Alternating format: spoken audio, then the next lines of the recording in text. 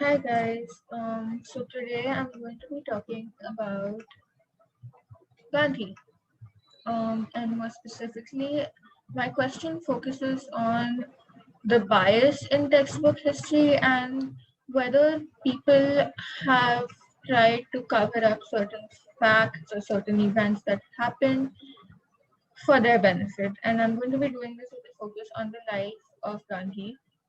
Um, Now, before I start, I just want to say a couple of things. Um, so usually when Indians think of Gandhi, when we think of Gandhi, a lot of people think of like this perfect person who guided people to being more truthful and more inclusive and non-violent. And this is because of what we are taught about him, and even more so because of what we aren't. And what really got me thinking and what really made me want to explore this whole thing is that when a BJP member of parliament, Pragya Singh Thakur, called Gandhi's assassin a patriot or a Deshbhakt, she was forced to apologize for expressing her opinion in a country where the freedom of speech is a fundamental right of citizens. And I was just really shocked at how much of like a saint Gandhi has become. Now, I want to start by kind of looking at what textbooks say about him. So they say he was the most influential leader in the freedom struggle of India. They call his struggle a heroic struggle. They call him a people's leader. They say that he transformed Indian nationalism.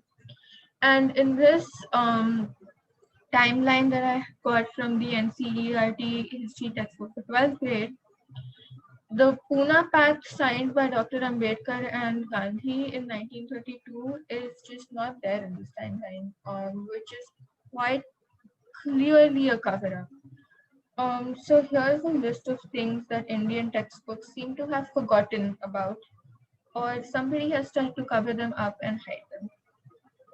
First of, he was racist. He called African people a derogatory slur that is considered worse than the N word.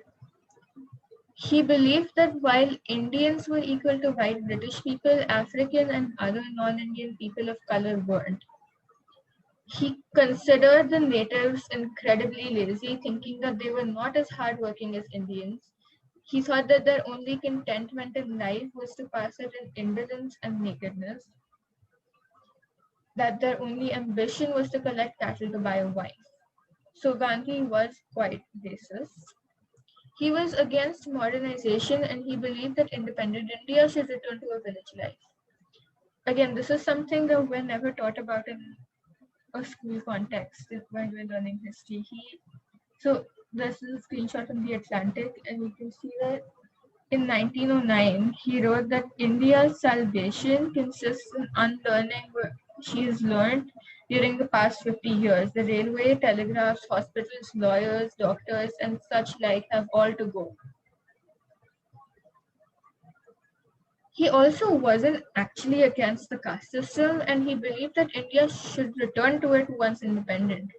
Although he later switched terminology and began referring to it as the Varna system, this is what his beliefs were. He said that to destroy the caste system and adopt the Western European social system means that Hindus must give up the principle of hereditary occupation, which is the soul of the caste system.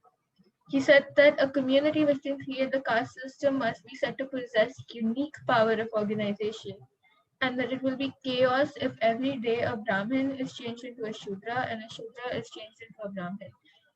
He said that the caste system is the natural order of society. And while we're on the topic of caste, we all know that instead of using the term lower caste or Dalit or untouchable, he called the untouchable caste of the time Harijan. Now, while a lot of people know that this means children of God, there's actually quite a questionable origin of where this term comes from, and I've noticed that nobody talks about it. Harijan refers to the children who come out of Hindu rape culture. Um, and they are um, basically the offspring of women who are sexually exploited at temples under the system of ritual prostitution called the Devdasi system. And they're called Harijans so that, like, there's no question as to who the children's father is, it's God. And I'm not saying that this is exactly where he got the term from, but nobody discusses this when they talk about Gandhi and the fact that he called Dalit people Harijan. Also, nobody gives us this perspective on why he called Dalits Harijan. And what this person has to say is that instead of making the upper castes, changing the upper castes mindset to make them more accepting of Dalit people, he decided to change the identity of Dalit people so that it was more acceptable for the upper castes, so that he didn't like offend individual influential Hindus whose support he needed for his politics. Now, again, I'm not saying that this is the truth, but this is a possibility that we're never introduced to. Um, his questionable sex life and his experiments with celibacy, um, both while he was alive and in his book, he openly admitted to sleeping next to his non-adult grandnieces naked and bathing with his female physician to test his control and celibacy. So here you can see he encouraged this 17-year-old grandniece to be naked during her nightly cuddles with him. And he also sent her to walk through a jungle where sexual assaults were common. And when she returned crying, he laughed and said that if somebody had carried her off and she had died, his heart would have danced with joy. And finally, no history textbook mentions the Pune Pact of 1932. To give a little bit of context, the famous Dalit rights activist Dr. B.R. Ambedkar, he wanted Dalits to have separate electorates to ensure that they get equal and independent representation. And Gandhi was against this. And the problem begins here. Gandhi was against this and he took a fast unto death, and he said that he basically told Dr. Ambedkar that if you don't change your position, I'm going to die because of hunger, because I'm going to starve. And um, because Dalits were already such a demonized and sort of this like caste that was discriminated against, a lot of people were worried what would happen if sort of the accusation of killing Gandhi was added to them. Um, and because of this fear of what would happen to Dalits if Gandhi died, Dr. Ambedkar was forced to compromise and the Pune Pact was signed in 1932. And instead of a separate electorate, Dalits now get a certain percent of representation. Um, this is problematic in so many ways. First off, what Gandhi did is pure blackmail. He basically threatened suicide. And second, um, Gandhi himself claimed to be pro Dalit rights and pro inclusion and things like that. And he still he was still against what a leader who himself is Dalit said that Dalits need.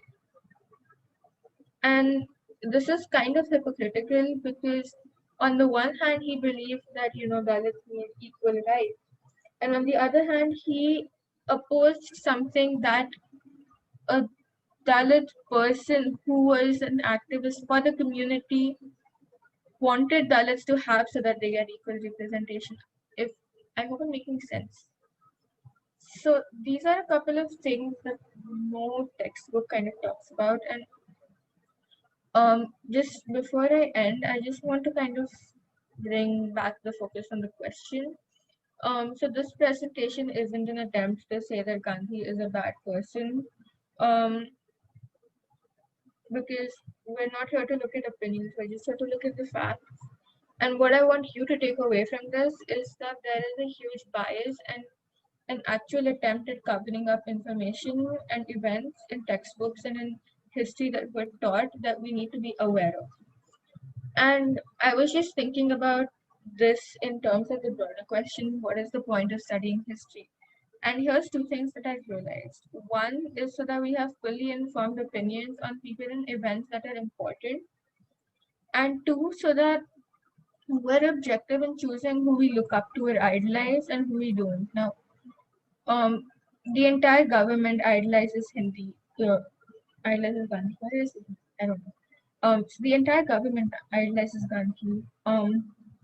But after looking at all of this, did you change your opinion on Gandhi? And whether you did or not is irrelevant, but you now have an unbiased opinion. And I think that's the main reason, that's the main point of studying history, that you get an unbiased opinion of the important people and events, of at least the people and events that are important to your country or to your culture.